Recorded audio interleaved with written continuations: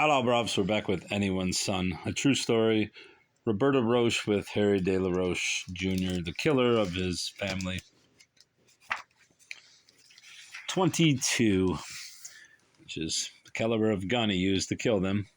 When I finished my statement at 4:34, I was driven back to Montvale, in handcuffs for the first time. I can't remember the ride at all. I was completely dazed. But back at the station, I do recall that somebody brought me French fries and a couple of Cokes. I certainly didn't need anything, except to calm me down, but Del Preet said I better eat, since I wouldn't get food that night in jail.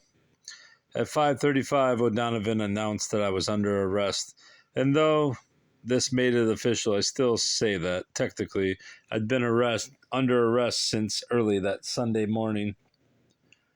I was also advised that in a short while I'd be arraigned before Judge Fred C. Galda of the Bergen County Superior Court at the Montvale Municipal Court. I was still not permitted to see anyone, like Roy Nilsson or the Greers. Though prior to the arraignment, the pastor had made one more request to speak to me a few moments. This wasn't granted, however, and when I was handcuffed and brought into court, I was directed to go to one side and stand there by myself. My aunt and uncle, who had gone home at 5 o'clock, had been called back to Montvale, and I saw them sitting in the court with the pastor and Ruth Mooring. Steve Mahoney was also there, looking as dazed as I felt. But even though I stared at him and tried to gesture a message, there was no way to get through.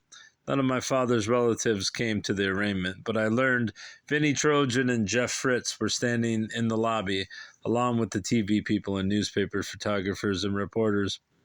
Richard E. Salkin, an assistant prosecutor in the Bergen County Prosecutor's Office, was there to serve me with the warrants that authorized my arrest. He looked to be about 30, and I was to learn at a later date that he was regarded as a lawyer who was destined for a good future. As usual, people commented that I showed no outward emotion when the warrants were handed to me. But in my spaced-out condition, I would have taken anything without even batting an eye. It was almost as though I didn't hear when the prosecution called out the names of my parents and my brothers and gave me a piece of green paper for the murder of each one. I asked if I understood. I answered, yes, I do. I saw Aunt Arden start to cry, and Steve, who was sitting between two cops, looked completely distraught. Then Judge Galda announced to the court he was entering 4 mandatory pleas of not guilty for me. I was ordered to jail in lieu of bail, and a bail hearing was scheduled for the following day. You are charged in 4 separate complaints with homicide, the judge told me. I suggest you do not speak to anyone about this. While we were still in the courtroom, Pastor Nilsson and Uncle John asked to talk to the judge. Then they asked permission to have a few words with me. The judge announced he would grant their request, and we went to a private room. At first, we all just stood there, and even though we'd waited all day for these moments together, there was an awful silence, and no one knew what to say. Neither one pressed me for any details, but Uncle John had to ask me where to find certain papers so funeral arrangements could be made. He thought he'd be called on to do this, not only because of my grandmother's age, but because the shock she'd been through. He also had to notify the Citadel that I wouldn't be coming back. After he left, Pastor Nilsson stayed on, and both of us stood there a moment. He put his arm around me, and I know he sensed how scared I felt because I stood ramrod stiff. I don't know what happened, Harry, he said, but God hasn't abandoned you, and I won't abandon you either. I'll stick with you all the way. I knew my lips were quivering, and I could hardly talk. Oh, no.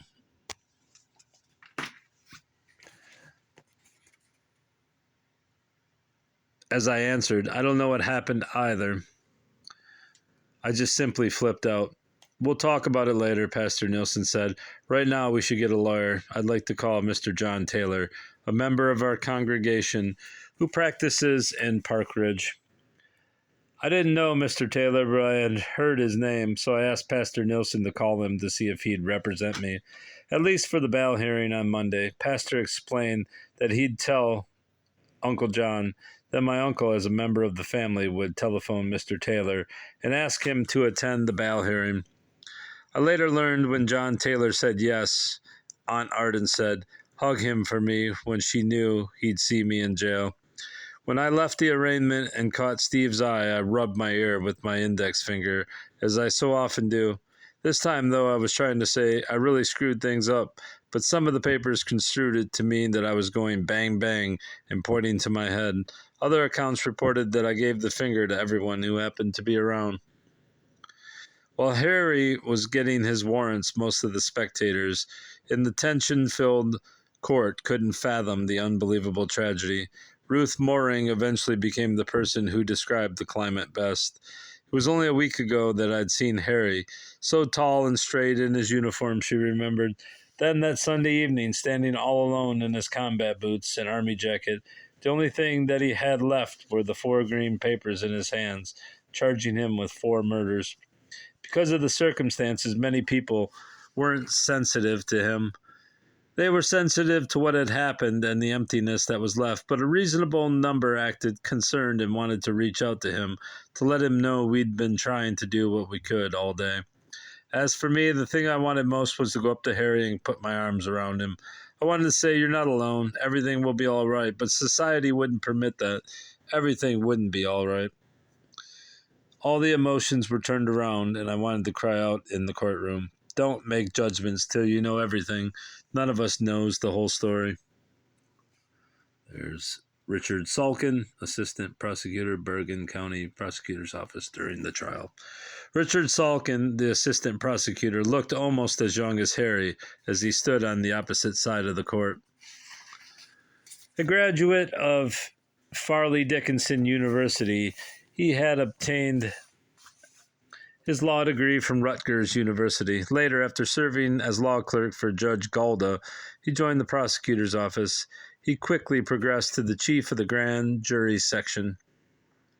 And during Harry's hearing and trial, he would be chief of the trial section. Salkin was good-looking in a smooth, suave way and obviously very bright. And Ruth Moring thought, as she described the proceedings, that here were 2 dark-haired young men, both in the prime of life, brought together by a cruel twist of fate. One had everything ahead, the other, it appeared, had nothing. After Harry left the courtroom to talk with his uncle and pastor, the room was cleared immediately, and Ruth went out to the lobby. I noticed the freckle-faced, ruddy young man to whom Harry had gestured, she reported, and since he looked so distressed and forlorn, I asked somebody his name. When I learned it was Steve Mahoney, I introduced myself. "Is there anything I can do?" Ruth asked. "Would you like to sit down and talk?" Steve looked at her clerical collar. "Harry is my friend," he said. Following the arraignment, I was taken to O'Donovan's office while I waited for transportation to Bergen County Jail. While I was there, Detective David asked if I wanted anything, and I told him I'd like cigarettes. When someone said we were ready to go, I knew there were cameras waiting outside, and I didn't want my picture taken. I asked O'Donovan to cover my head, so he used his leather jacket, and then I was let outside. Because of all the television lights, I could see the crowd through the leather.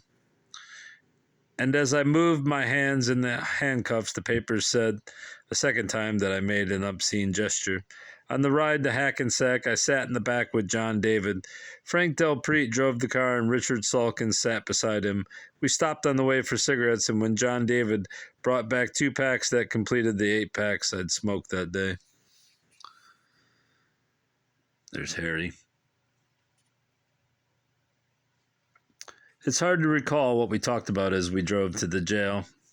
But on the way, John David asked what I had done with the shells. I told him I'd collected 10 empty bullet casings and put them in my desk.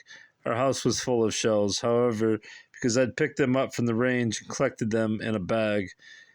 Once I talked about Lucky and asked what would happen to him, but Delpreet assured me that someone would take care of our dog.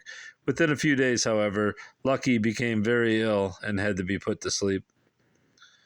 At 7:31, we arrived at the jail and went to the booking desk.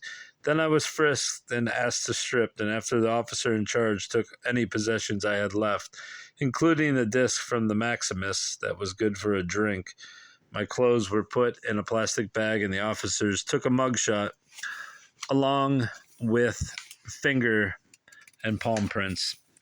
Next, I was given bedding and clothes and taken to the infirmary. Somebody locked me in a cell, and I saw a guard stay outside. Nobody had to tell me on November 28th that at the end of Thanksgiving vacation, I was under a suicide watch. And that's the end of chapter 6. And we're also past the halfway part of the book, and I'm probably going to pause it and go to the JFK book and read that real quick before returning to this, which I promised I wouldn't do, but I don't really care. My promise sucks. Goodbye, bruv. Goodbye.